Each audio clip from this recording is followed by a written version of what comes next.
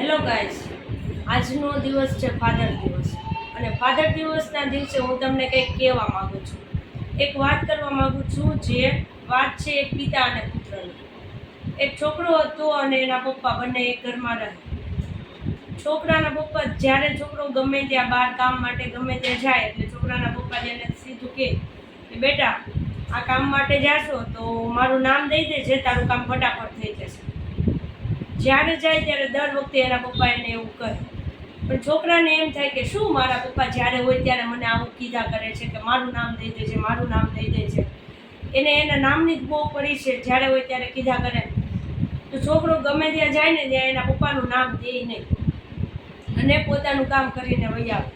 એક દિવસ કંઈક સરકારી કામ માટે જાય છે અને ત્યાં કામમાં ફસાઈ જાય છે. તો ત્યાં છે ને કેટલો કલાકો સુધી બેસે છે પણ એનું કામ થતું નથી. ત્યાંના જે મંત્રી સાહેબ હોય છે પછી આવે છે તો એ છોકરાને બેઠેલો જોવે છે ને તો કહે છે, લે બેટા તું મનસુખભાઈનો છોકરો છો? તો એ છોકરો કે હા, હું મનસુખભાઈનો છોકરો છું. કે લે તો તારે પહેલાં કહેવાય ને તારું કામ ફટાફટ થઈ જતી, કે તું કેટલા સમયથી અહીંયા બેઠો છો? કે બસ 3-4 કલાકથી બેઠો છું. કે તું પહેલાં કહેવાય ને તો તારે તે ખાલી નામ દીધું હોત તો પણ થઈ જાય. પછી ત્યારે છોકરાને એવું રિયલાઇઝ થાય છે કે નહીં, પપ્પાનું નામ દીધું હોત તો વહેલું કામ થઈ જાય. પછી ઘરે આવે છે એટલે બહુ જ ખુશ થાય છે અને પપ્પાને કહે છે, પપ્પા આજે તમારા નામના લીધે મારું આવું કામ થઈ ગયું. પછી છોકરો ગમે ત્યાં જાય, ગમે એવું લાગે કે કંઈક અટવાય છે તો એના પપ્પાનું નામ દે એટલે કામ થઈ જાય. તો આ વાત ઉપરથી આપણને એટલું શીખવા મળે છે કે પપ્પાનું નામ કેટલું મહત્વનું છે.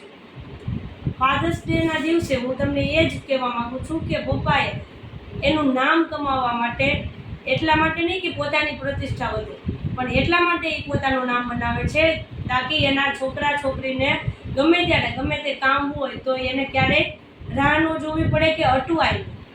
એટલા માટે પોતાનું આખું જીવન ખર્ચી નાખે છે પોતાનું નામ બનાવવા માટે. અને બાળકોને એવું લાગે છે કે એ પોતાની પ્રતિષ્ઠા બનાવવા માટે પોતાનું નામ બનાવે છે. તો આ ફાધર ડેના દિવસે તમે તમારા પપ્પાને કંઈ ગિફ્ટ આપો કે ન આપો, પણ એક પ્રોમિસ જરૂર કરજો કે તમે જે નામ તમારું બનાવ્યું છે એ નામ અમે ક્યારેય ડૂબવા નહીં દઈએ, એ નામ અમે તમારું ક્યારેય ખરાબ નહીં કરીએ.